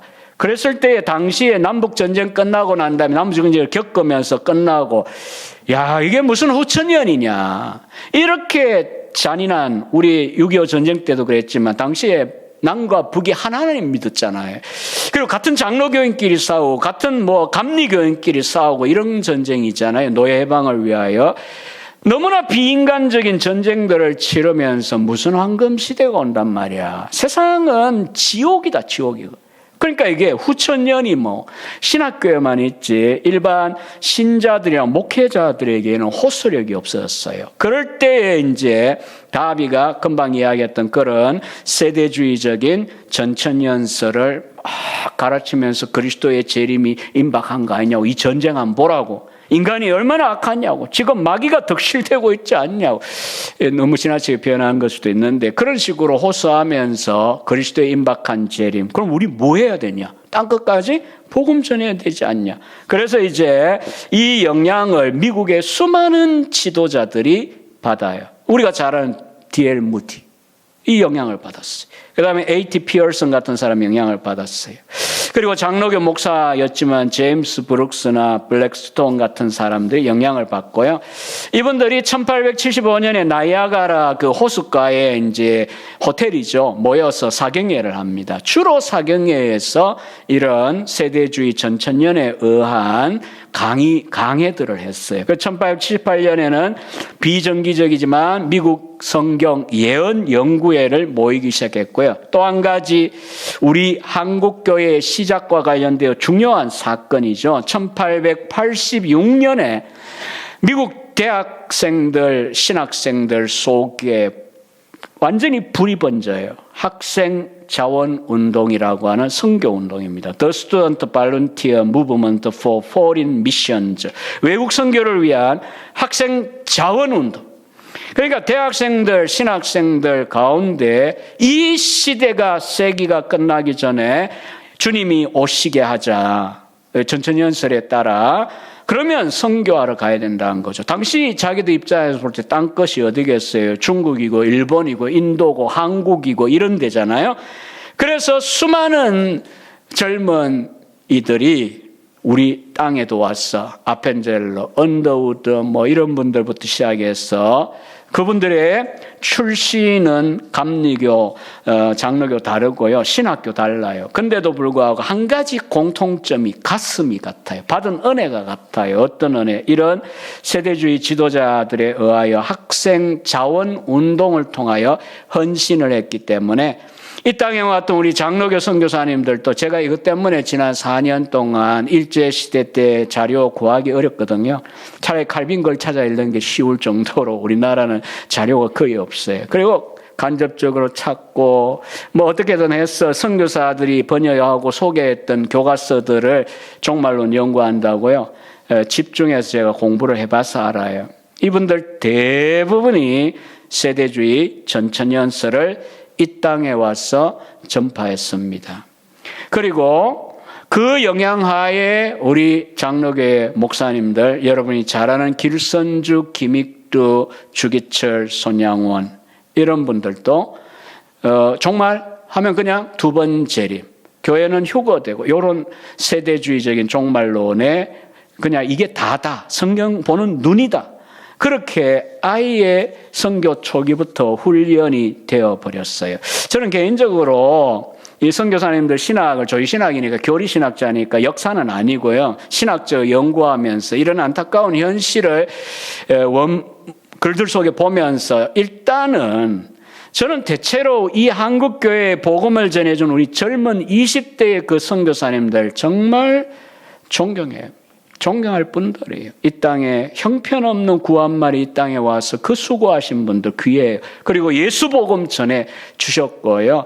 또 지나치게 잘못된 세대주의가 아니고 마일드한 부드러운 세대주의 갖고 오셔가지고 전했는데, 그러나 이제는 해방 이후에는 이제 한국 장로교회들이 이건 우리 입장이 아니다, 선교사님들이 학생자원운동 영향을 받아 저래된 거다, 이렇게 해서 이제 교정하는 단계가 우리 박영용 박사나 우리 합신을 세운 박윤선 박사님 때부터 해서 역사적 전천년이 강해졌고요. 70년대 이후로는 이제 무천년적인 하나님 나라 신학을 배운 분들이 들어와서 이 나라에 세대주의만 아니라 종말론을 보는 관점이 이런 것들도 있다라고 하는 것을 전파했어요. 그리고 임박한 그리스도의 재림에 대한 강렬한 기대 때문에 이 선교사들과 그 다음에 선교사들에 영향받은 초기에 우리 장로교 목사님들, 또 안희숙 여사나 이런 분들 보시면 옥중 순교자나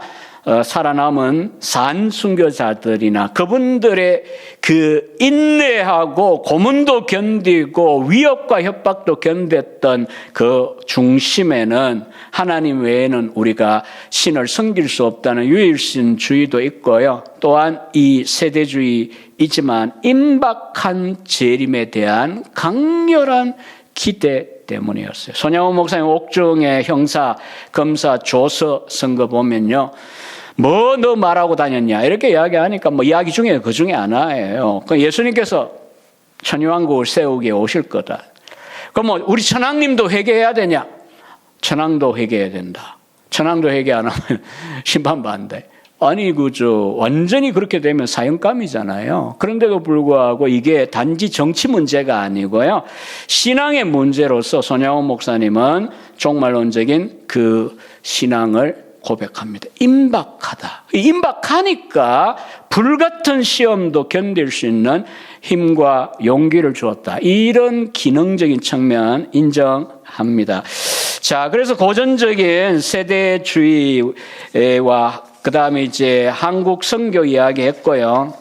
남은 게 이제 수정된 세대주의를 한번 보십시오. 1950년대에 오면 달라스 신학교에 뭐 여러 교수님들, 존 왈브, 우리나라에 찾아보니 이런 분들 책들이 있습니다. 이미 오래전에 번역되어 있어요. 찰스 라일리, 드와이트 펜티코스트 이런 분들이 이제 수정된 세대주의를 제시했지만 대체로 앞에 그 고전적 세대주의하고 유사한 내용들을 가지고 있기 때문에 1번, 2번 합쳐가지고 전통적 세대주의, Traditional Dispensationalism이라 부르고요.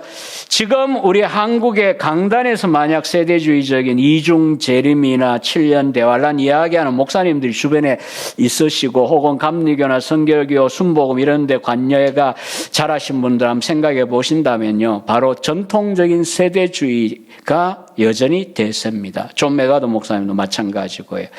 하지만 이제 1980년대에 그들 세계 속에도 이제 변화가 하나 일어났어요. 점진적 세대주의라고 그럽니다. 로버트 소시나 크레이그 블레이징, 데럴 벅 이런 이제 학자들이에요. 학자들인데 이분들은 이제 전통적인 세대주의 안에 언약 신학을 수용을 했어요. 조지 엘든 레드의 언약 신학을 수용을 하면서 교회, 구약이 있다 인정을 했어요.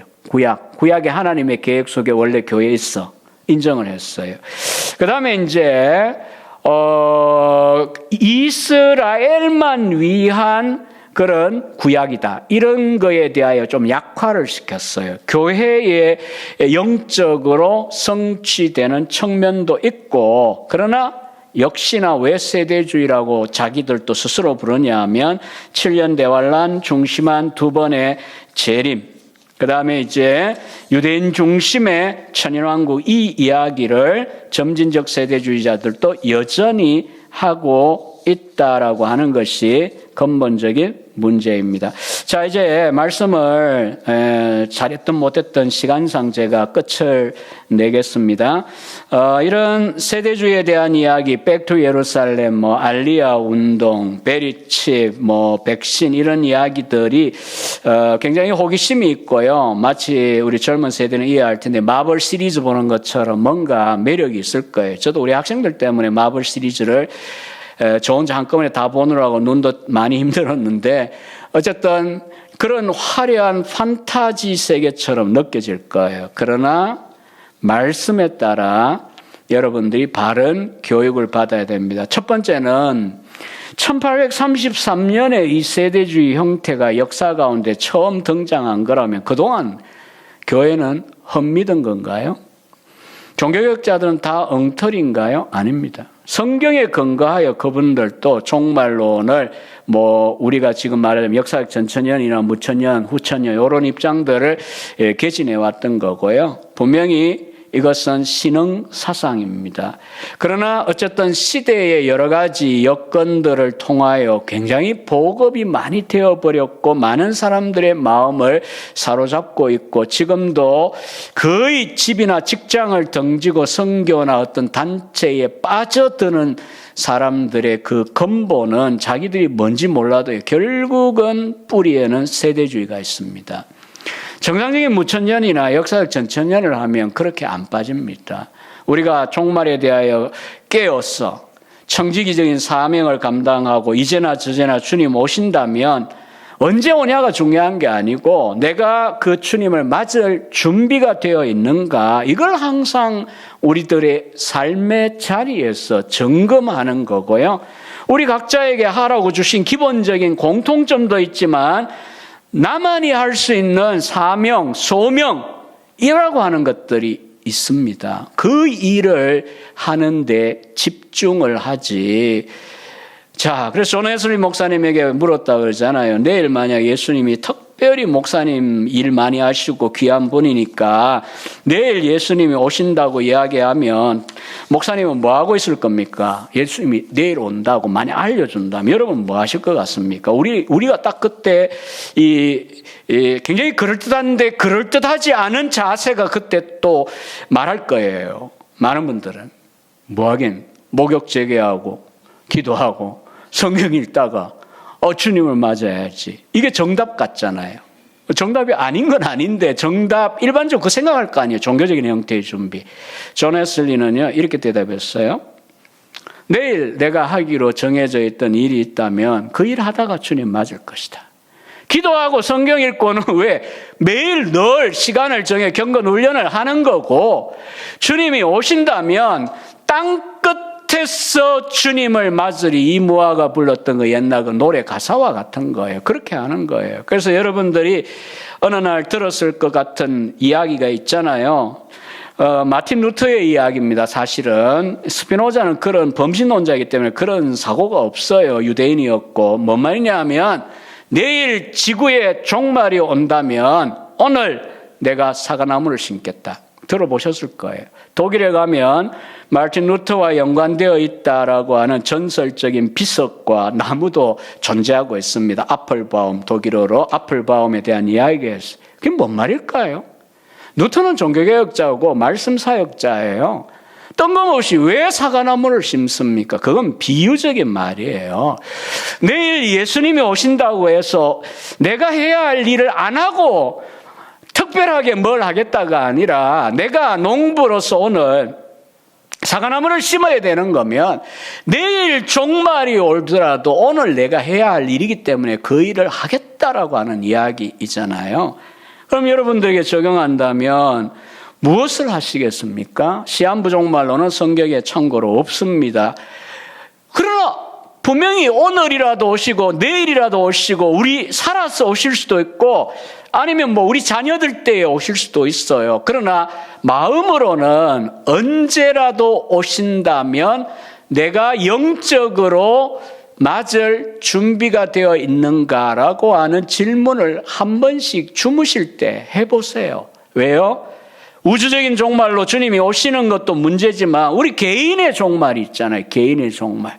저도 굉장히 힘이 빠지고 아파 보니까 훨씬 더 개인 종말에 대한 생각도 조금 해봤어요. 정말 나는 주님을 맞을 준비가 되어 있는가. 내 개인적으로 부르시면 가야 되잖아요. 그런데 어쨌든 뭐 가는 데는 사실 나이도 없고요. 또 밤에 추운데 또 왜 죽음 이야기하나 이런 생각이 들지. 근데 사실 죽음 이후가 뭔가를 생각하면 이게 우울한 이야기 아닙니다. 예수님을 만나러 가는 길이잖아요. 그런데 그런 준비가 내가 되어 있는가? 아니면 남아있는 시간이 얼마가 되었든 간에 부르시는 그날 혹은 그분이 오시는 그날까지 내가 청지기로서 내 남은 인생 무엇을 해야 하는가? 성경에 마태, 마가, 누가, 요한복음의 종말론을 잘 보셔야 돼요. 그 특징이 뭡니까? 청지기 자세에 대한 강조입니다. 그냥 주인집의 청지기로서 때에 따라 종들에게 먹을 거 나눠주고 그 다음에 멀리 가신 주인이 언제라도 와서 문을 딱 두드리면 기다렸다는 듯이 뛰어나가서 문 딱 열어드리고 주님 오셨습니까? 이렇게 마중하는 자세에 대한 이야기를 하고 있잖아요. 우리에게 주신 은사와 부름이 10개든 아니 성경에는 5개, 2개, 1개잖아요. 달란트 비유도요. 이게 종말론 삶에 대한 비유거든요. 한 달란트도 작은 거 아니에요. 여러분 인생에 주신 사명이 남들하고 비교하니까 5분의 1, 2분의 1이지. 한 달란트 자체는요 6천 데나리온이고 장정 하루 임금이 한 데나리온이던 시절에 6천 일치를 한꺼번에 받은 거라고 생각해 보세요.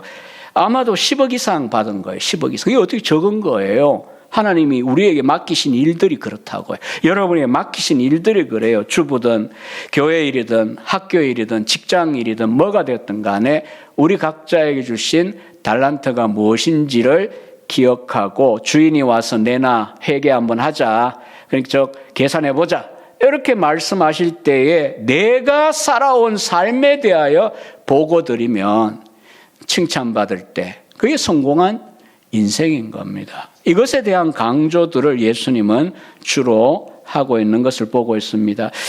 그래서 결론적인 여러분의 권면은요, 종말에 대하여 관심을 가지십시오. 남아있는 강의들 잘 들어보십시오. 그러나 종말 강박증에 빠지지 마십시오. 언제라도 그분은 오시지만 우리가 있는 그 자리에 찾아오실 겁니다. 다시 말해서 특별한 자리, 특별한 형태로 주님을 맞이해야 된다. 이런 세대주의적인 강박증, 음모 이론적인 잘못된 시대에 대하여 타임테이블, 시간표를 알고 싶어. 그런 거 성경에 없습니다. 딴 것까지 복음 전하라. 이거밖에 없어요. 그리고 주님의 때에 택자가 채워지면 주님은 재림하실 겁니다. 그 전에 우리 할 일은 각자의 처소에서 청지기의 자세를 가지고 특별히 교회 중심으로 말씀 중심으로 신앙생활 잘하고 살아가는 거라고 아시고 신앙생활 하시면 되겠습니다. 기도합시다. 하나님 아버지 감사합니다. 귀한 교회에 와서 종말에 대한 말씀을 함께 긴 시간 상고했습니다. 지치거나 상한 마음이 있다면 성령님 우리들의 마음을 치유하시고 진리에 대하여 눈을 활짝 열어주시고 종말에 대한 신앙 마라나타 소망은 뜨겁게 불타오르게 하시고 거릇된 거짓된 강박증이나 사이비 집단들이나 또 이 시대에 미혹하는 여러 가지 음성들에 귀 기울이지 않도록 그 안에 진리교회 성도님들을 하나님 붙드시고 목사님의 사역을 통하여 이 교회가 더욱 진리 안에 견고하게 세워지고 산 위에 있는 동네가 감추일 수 없는 것처럼 정말 이 강남 일대에 진리의 말씀, 진리의 빛으로 구원의 방주의 역할을 감당하는 귀한 교회로 더욱 힘있게 사용해 주시옵소서. 예수님의 이름으로 기도합니다. 아멘. 감사합니다.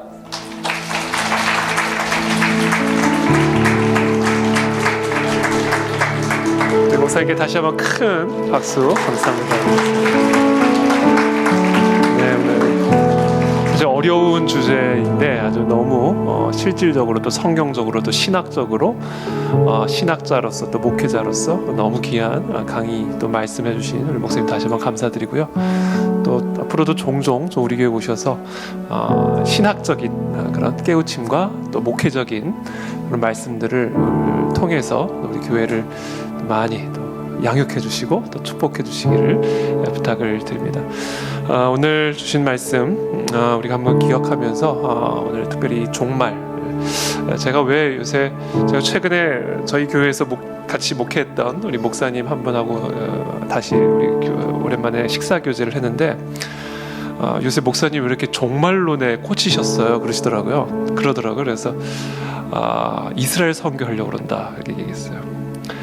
이 종말과 이스라엘은 이제 직결이 된 문제죠. 아까 우리 목사님께서도 잠깐 말씀하셨지만 이방인의 수와 유대인의 수, 택자, 하나님이 택하신 그 충만한 수가 채워져야 예수님 오신다고 그러셨어요. 그렇기 때문에 예수님의 재림과 이스라엘은 이건 직결된 문제입니다. 그래서 이 종말론적인 이 오해가 깔려 있으면 이스라엘 선교가 삐뚤어갈 수밖에 없어요. 예루살렘에 성전 재건해야 되고 레위 지파 유전자 검사해야 되고 이런 식으로 이스라엘 선교가 나갈 수밖에 없습니다. 그렇기 때문에 제가 우리 목사님께 그렇게 얘기했어요. 제가 이번 주일에도 좀 더 자세히 말씀드리겠지만 왜 우리 그 안에 진리 성도님들에게 최근 제가 이렇게 조금 마음의 불편함을 어떤 분들은 가지시는 걸 제가 알면서도 이렇게 줄기차게 이제 성경적인 종말론 부분에 대해서 제가 계속, 물론 로마서 말씀이 또 그런 말씀이기 때문이기도 했지만 강조하냐면 이스라엘 선교를 우리가 해야 되기 때문에 그래요. 그리고 그 이스라엘 선교뿐이 아니라 이스라엘과 함께 엮여있는 팔레스타인 선교를 우리가 하려면 올바른 성경적인 종말론을 우리가 무장되어 있지 않으면 할 수가 없습니다. 해서도 안 돼요. 이제 그런 차원에서 제가 최근에 이 성경적인 종말론 로마서 이제 마무리로 가면서 다음 주일 설교 때 조금 더 그 로마서를 쓴 사도 바울의 이 목적이 결국은 선교구나, 선교. 이 로마서의 결론은 이스라엘 선교입니다. 로마서의 결론은 팔레스타인 선교입니다. 이제 그 챕터로 이제 우리 교회가 넘어가야 되기 때문에 이런 부분에 있어서 교회적으로 제가 지금 강조하고 있고 하나님이 또 이렇게 우리를 인도하고 계시는 거예요. 그래서 그런 차원에서 이 세대주의가 갖고 있는 문제점, 아까 목사님께서도 교수님께서도 말씀하셨지만 우리 교회 초창기, 한국 교회 초창기에 한국에 오신 너무 위대한, 정말 위대한 선교사님들, 그 속에서 또 태어난 위대한 우리 한국 교회의 조상들, 선조들, 길선주 목사님, 손양원 목사, 이런 분들이 사실은 세대주의적인 영향을 받았기 때문에 한국 교회 토양 안에 그게 깊이 뿌리 내려져 있습니다. 조용기 목사님도 그렇고 한국의 훌륭한 많은 목사님. 근데 분명히 그분들의 위대함과 훌륭함에도 불구하고 이 세대주의적인 관점은 이거는 짚고 넘어가야 되는 부분이다. 그래야 한국 교회가 제2기의 부흥의 시대를 맞이할 수 있다라는 것이죠. 그래서 그런 차원에서 이번에 우리 이상훈 교수님도 모시게 되는 것이고, 또 다음 주에는 우리 이승구 교수님도 모시게 되는 겁니다. 이제 그런 교회적인 흐름에서 제가 지금 이렇게 강조하고 있다라는 사실을 여러분들이 이해해 주시고, 이 틀을 잘 우리가 닦고 이제 내년부터는 좀 더 본격적인, 우리 북한 선교팀 시작됐잖아요.